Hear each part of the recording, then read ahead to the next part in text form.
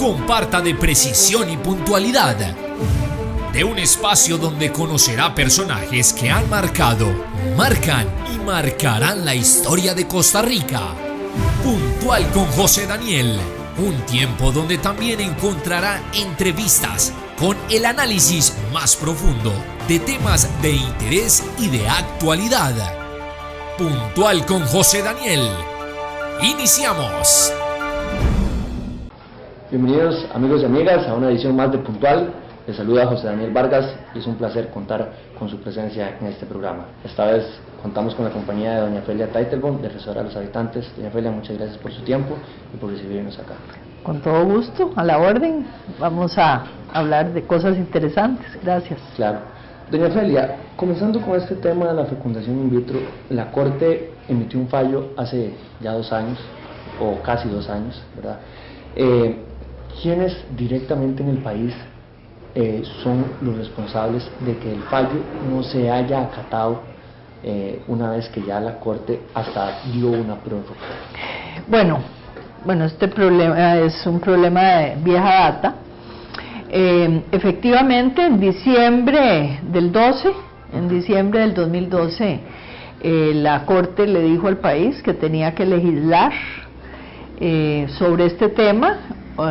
Más bien casi que ahí tuvimos unas discusiones, porque en ese momento muchos creíamos que ya con el dictamen de la Corte la prohibición del país de llevar a cabo la fecundación in vitro se había dado. De hecho, así nosotros lo creíamos. Más bien creíamos que era pertinente que las señoras y señores diputados de aquel entonces legislaran cuanto antes sobre este tema. Habían varios proyectos, había proyectos que habían elaborado algunos legisladores, habían algunos que habían sido casi que consensuados con el Ministerio de Salud. Y bueno, el problema fue que en la Asamblea Legislativa el asunto no prosperó porque algunos diputados le pusieron una cantidad enorme de mociones y entonces el asunto no fue para ningún lado, desgraciadamente. Se elaboraron otros proyectos más sencillos para tratar de ver si se salía con una cosa más general, más como marco, digámoslo así, de la liberación, ¿verdad?, del procedimiento a nivel de ley marco. Sin embargo, tampoco eso funcionó. Y bueno, en estos momentos, desde diciembre, el país está ¿qué le voy a decir?, en la parte ya de incumplimiento ante un organismo internacional. Eso le puede traer problemas muy serios al país, definitivamente. Nos exponemos a sanciones, nos exponemos hasta que nos expulsen de la Organización de Estados Americanos, ¿verdad?, por incumplir un mandato de la Corte, a la cual pues sabemos que le debemos de cierta manera, no le voy a decir que obediencia, esa no es la palabra, pero le debemos respeto en sus decisiones. Entonces, ¿a dónde estamos hoy en día? Cambió el gobierno, me parece que hay por lo menos más voluntad de que las cosas se den, y la idea que la hemos esbozado no solamente nosotros aquí en la Defensoría de los Habitantes, sino alguna otra gente que está dándole seguimiento a esto, es que el Ministerio de Salud podría perfectamente reglamentar todo lo que tiene que ver con fecundación in vitro, excepción todo lo que tiene que ver con filiación. Esa es la parte que definitivamente necesita una ley, porque bueno, ¿qué se hacen con los gametos ya fecundados? ¿Se pueden congelar? ¿No se pueden congelar? ¿Se pueden...? O sea, ahí hay temas que sí son del resorte legal. Pero el procedimiento en sí para llevar a cabo fecundación in vitro, con una reglamentación del Ministerio de Salud y una obligatoriedad, acuérdense que el Ministerio de Salud sigue siendo el rector del sector salud. Entonces, con eso, más una obligatoriedad o mandato a la Caja Costarricense del Seguro Social de que por lo menos en un hospital de la Caja, como puede ser el Hospital de la Mujer, se haga el procedimiento. Ojalá esto se hiciera y cuanto antes, porque como ustedes bien lo saben, el tiempo corre. El tiempo corre y para las mujeres el reloj biológico se expira. Claro. Y sabemos que dentro de las nuevas posibles víctimas por no llevar a cabo un procedimiento de fecundación in vitro, hay gente que ya debe estar, como dicen, al filo de la navaja, ¿verdad? Ya con 37 años, con 38 años, o sea, su reloj biológico prácticamente está agotado. Doña Ofelia, en este caso, esas pues consecuencias que le puede traer al país el desacatar una sentencia de la Corte, ¿las autoridades políticas de Costa Rica están conscientes Sí. de esas consecuencias Yo creo que que le puede sí. traer al país ese desacato? Mire, yo creo que sí, yo creo de que la misma Presidencia de la República, el Ministerio de Relaciones Exteriores sabe perfectamente que cuando hay un desacato hacia un pronunciamiento de la Corte Interamericana de Derechos Humanos, el país está expuesto en estos momentos a sanciones, eso no hay la menor duda. Tendríamos que mostrar algunas acciones, ¿verdad?, para que entonces ¿qué le voy a decir?, penalizaciones que le pudieran hacer al país no se dieran. Claro. En este caso, doña Ofelia, fueron 12 años más o menos desde que en Costa Rica, o el periodo que se tiene de tiempo hasta que se decide elevar el caso a la Corte, fueron 12 años en que Costa Rica tuvo suspendido la que era la fertilización in vitro. ¿Qué pasó en esos 12 años? No hubo ningún tipo de pronunciamiento, no se luchó por ese derecho. Bueno, mire, es muy interesante. En el año 95 se abrió la posibilidad de que el país hiciera fecundación in vitro, y de hecho del 95 al 2000 se hizo el procedimiento en el país sin ninguna restricción. En el 2000 un habitante presentó un recurso ante la Sala Constitucional y la Sala le dio la razón al habitante y dijo que esto no podía ser vía decreto como se había dado en el año 95, ¿verdad?, durante el gobierno de José María Figueres, que no podía ser vía decreto, que esto tenía que ser una ley. Entonces ahí mismo murió la posibilidad de el país de seguir practicando el procedimiento de fecundación in vitro. Mire, yo le tengo que decir que ignoro si en esos 10 años los gobiernos hicieron algo. Tengo que mostrarme ignorante. Lo que sí le puedo decir es que los perjudicados sí hicieron algo, porque hubo gente que estaba esperando que le hicieran el procedimiento, que de un pronto a otro les dijeron ya no les podemos hacer porque ya el país no puede practicar esta técnica.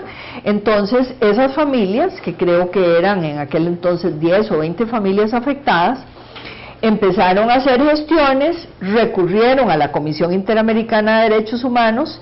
La comisión se tomó algún tiempo, ¿verdad?, porque creo que hasta como 10 años después de que ellos plantearon el asunto, la comisión dijo, tienen razón, tiene que el país hacer algo.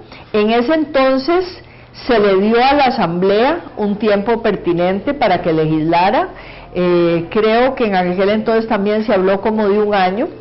Se presentó una ley por parte del gobierno de la República en aquel entonces, una ley pésima, tengo que decirle que era mejor sin ley, era mejor quedarnos sin nada, porque era una ley realmente muy mal elaborada, ¿verdad?, donde se seguían vulnerando los derechos de las mujeres, que eran, digamos, la persona más perjudicada dentro de todo este esquema.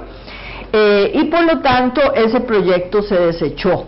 Se elaboraron otros proyectos por diferentes diputados. Una de esas fue la diputada Venegas Renault, que hizo un proyecto con el grupo bastante completo, el grupo con el que ella trabajó. Sin embargo, se consideraba que ese proyecto era muy de avanzada, porque hablaba de algunos temas como los vientres subrogados y como que congelamiento de gametos, etcétera, etcétera. Entonces ese proyecto tuvo sus inconvenientes. Se plantearon otros proyectos más sencillos, a ver si acaso, pero tampoco se logró nada.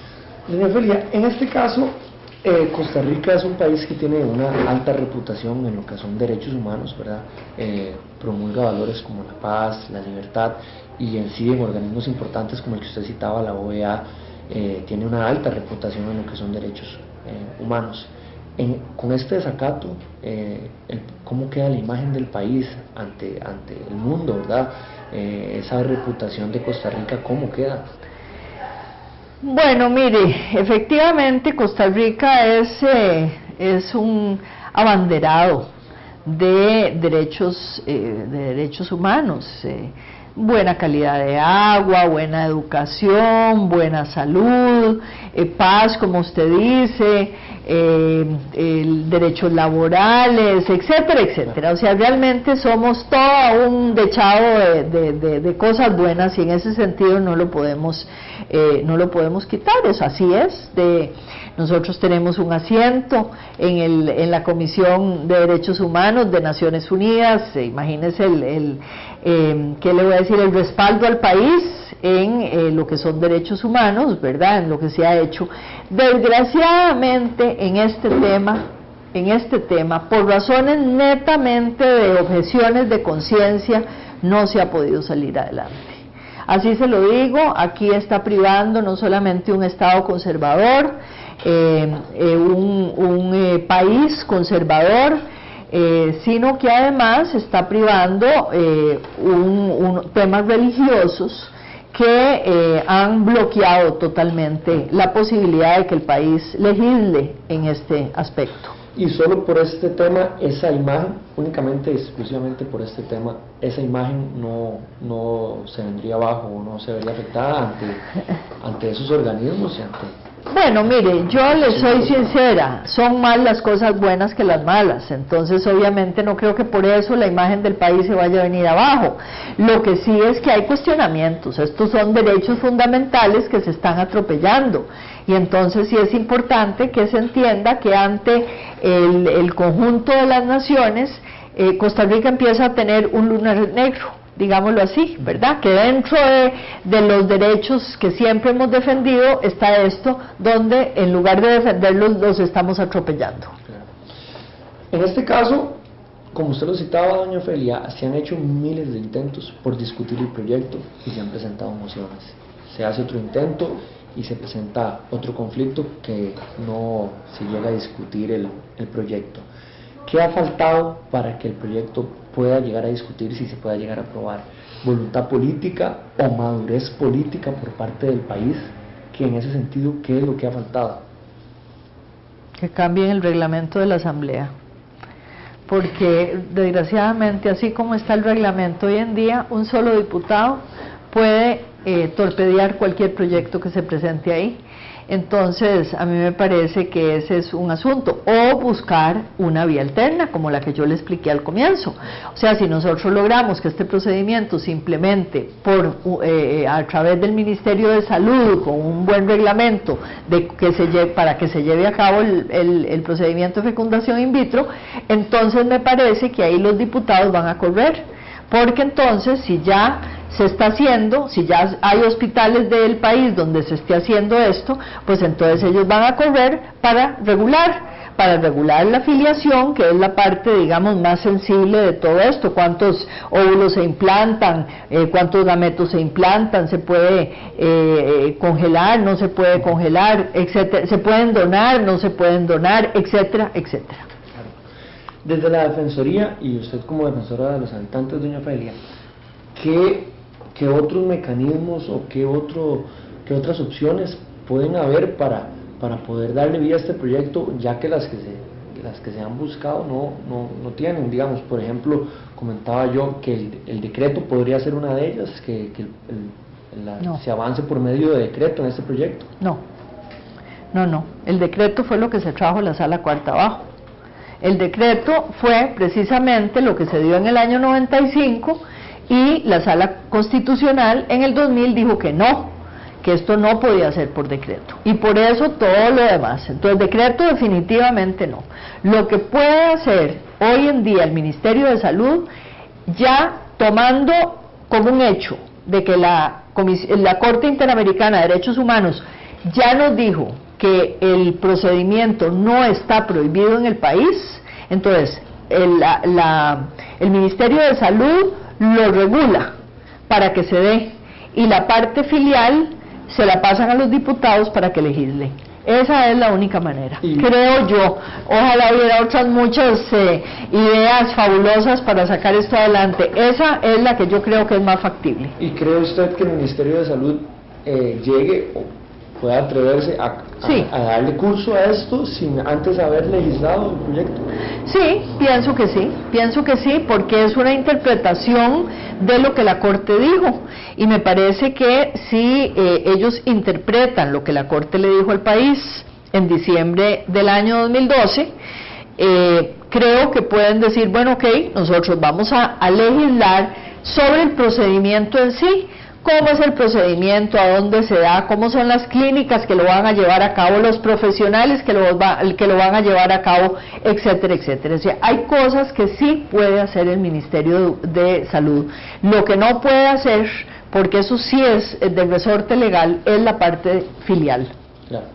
En este caso, doña Ofelia, ¿qué tanto puede ser que el tema no avance o no prospere por meramente algo económico? Porque leía por acá, digamos, para que el proyecto pueda avanzar se deben implementar aspectos necesarios como establecer inspecciones, controles de calidad, profesionales especializados en la materia, y leía, digamos, que un proceso de estos puede llegar a costar hasta $50,000, digamos. Sí, no. o es lo que le cuesta a una pareja $35,000 en otro país. ¿Qué tanto el tema económico puede influenciar en que el país no haya querido aprobar? Bueno, en primer lugar, no es tan caro. Es caro, pero no, como $50,000 y 35, yo no sé, bueno, tal vez en algunos lugares del mundo. Yo creo que el procedimiento debe andar costando como unos $15,000 o $20,000, eso es lo que cuesta. Eso es lo que cuesta si uno se va de aquí a hacerse el procedimiento en Panamá, por ejemplo, ¿verdad? ¿Qué es lo que le va a costar a la clínica? Con sus propios profesionales, con sus equipos que se preparen para esto. Realmente este es un procedimiento que no necesita equipos altamente especializados, así es, ¿verdad? O sea, lo que se necesita es experticia, eso sí, no podemos dejar a que alguien sin experticia lleve a cabo el procedimiento, ¿verdad? Entonces, esa es una de las partes que hay que tomar en cuenta, que haya profesionales. Ahora, usted me dice que si hay un impedimento económico, mire, de ninguna manera, nunca jamás asuntos económicos pueden ir en contra de la violación de los derechos humanos. Si aquí se necesita por parte de un habitante una operación a corazón abierto, se necesita un implante de riñón, un trasplante de riñón, si se necesita cualquier tipo de cirugía altísimamente calificada, que cuesta miles de dólares, $100,000, $200,000, a veces hasta más, se lleva a cabo en la caja, porque es un procedimiento, porque nuestro sistema, de salud es universal y se debe atender todos los problemas de salud sin importar el costo. Este es un problema de salud, la infertilidad es un problema de salud y debe atenderse de esa manera, no importando el costo, debe darse ese servicio. Claro. Doña Ofelia, ustedes han hecho miles de cosas para que este tema avance en el país, han hablado con la Procuraduría, han tenido reuniones en el Ministerio de Comunicación, con Presidencia, miles de cosas. ¿Qué paso sigue ahora para la Defensoría, para ustedes? ¿Qué tienen planeado seguir haciendo para que este tema, como para ir empujando el tema, porque pareciera que está estancado? Bueno, mire, está empezando un nuevo gobierno, yo creo de que es un gobierno mucho menos conservador que el anterior, lo cual no quiere decir que en la Asamblea Legislativa no sigan siendo igual de conservadores y que igual vaya a haber problemas, ¿verdad? Estoy hablando de Poder Ejecutivo y no estoy hablando de Parlamento, ¿verdad? El Parlamento es otra cosa, no sabemos cómo van a funcionar, ya hay algunos diputados que se han manifestado absolutamente en contra de este procedimiento, ¿verdad? Y como le digo, si no se hace algo con el reglamento legislativo, vamos a tener de vuelta un proyecto, ¿verdad?, que esté bombardeado por todo el mundo. ¿Qué podemos ayudar nosotros? Bueno, podemos ayudar con conversar con los diputados, sobre todo con los que no están de acuerdo con esto, tratar de explicarles, porque un procedimiento de estos, mire, no es obligatorio. Si uno tiene objeciones de conciencia, si yo no me quiero hacer el procedimiento, porque para mí esto no, ¿verdad? Tengo objeciones de conciencia, no me lo hago. Nadie me va a obligar a hacérmelo. Pero al mismo tiempo, no es posible que por personas que tengan objeciones de conciencia no le demos la posibilidad a las y los habitantes, a las familias que no tienen, porque esa es otra cosa importante y hay que decirla. La fecundación in vitro es el último procedimiento de una cadena de cosas que se hacen. Mire, es muy interesante. La verdad es que ahora viendo qué es lo que están presentando dentro de los temas en la Asamblea Legislativa, vuelven al tema de un proyecto que no tiene, se lo digo sinceramente, que es la atención integral de la infertilidad. Mire, la atención integral de la infertilidad es lo que está haciendo la Caja hoy en día. Si una familia no tiene hijos, ¿qué es lo primero que se hacen? Se hacen exámenes, tanto él como ella, le ven todas las posibles enfermedades que tengan, ¿verdad?, que puedan estar afectando su fertilidad, ¿verdad? Le corrigen una cosa, le corrigen otra cosa, y ya cuando al final del camino empiezan a hablar entonces de inseminación artificial, que es un procedimiento bastante anterior a la fecundación in vitro, que no se logra con inseminación artificial, que no se logra con otro tipo de procedimientos especiales, estimulaciones ováricas, etcétera, etcétera. Entonces llega al final del camino. El final del camino es fecundación in vitro. No es la primera cosa que sea. No es que una familia que sufre de problemas de infertilidad llega y lo primero que le van a hacer es la fecundación in vitro. No, para nada. Se hacen toda una serie de cosas anteriores y al final, cuando ya se ha agotado todo y no se logra que la mujer quede embarazada, entonces se habla de la fecundación in vitro. Bueno, ¿por qué quitarle ese derecho a las y los habitantes, a las y las familias, a las familias, de que si ya han agotado todo lo demás, se puedan hacer este procedimiento? Claro. No es obligatorio para nadie. El que no quiera no se lo hace. Si hay objeciones de conciencia, perfecto, pero no le quitemos el derecho a los que sí lo quieren hacer. Claro. Doña Ofelia, en este caso es algo muy delicado, están involucradas bastantes familias, hay familias que pues están urgentes de que esto avance. Cuando usted se ha reunido con esas familias, ha tenido contacto, ¿qué decirles a estas familias? ¿Qué les ha dicho? Porque me imagino que es complicado por el hecho de que ustedes desde acá ven que no avanza, que la cosa no avanza, que el proyecto no avanza. ¿Y qué decirles a estas familias desde la perspectiva de ustedes cuando han tenido contacto con ellas? Sí, mire, muy triste, muy triste. Yo me he encontrado en las diferentes reuniones a gente que me dice: doña Ofelia, ¿usted cree, yo tengo 37 años o 36 años, ¿usted cree posible de que esto salga y se dé antes de que yo cumpla 40 o 39? Y yo nada más que tuviera la bolita de cristal, porque realmente no le puedo decir nada. Si se logra que el Ministerio de Salud reglamente esto, me parece que en unos meses podríamos estar llevando a cabo fecundación in vitro en este país, en algún hospital de la Caja. Doña Ofelia, muchísimas gracias por su tiempo y por estar con nosotros acá en Puntual. Con todo gusto, a la orden. Gracias. Amigos y amigas, esta fue una edición más de Puntual. Los esperamos con la próxima entrevista. Muchas gracias. Comparta de precisión y puntualidad, de un espacio donde conocerá personajes que han marcado, marcan y marcarán la historia de Costa Rica. Puntual con José Daniel, un tiempo donde también encontrará entrevistas con el análisis más profundo de temas de interés y de actualidad. Puntual con José Daniel.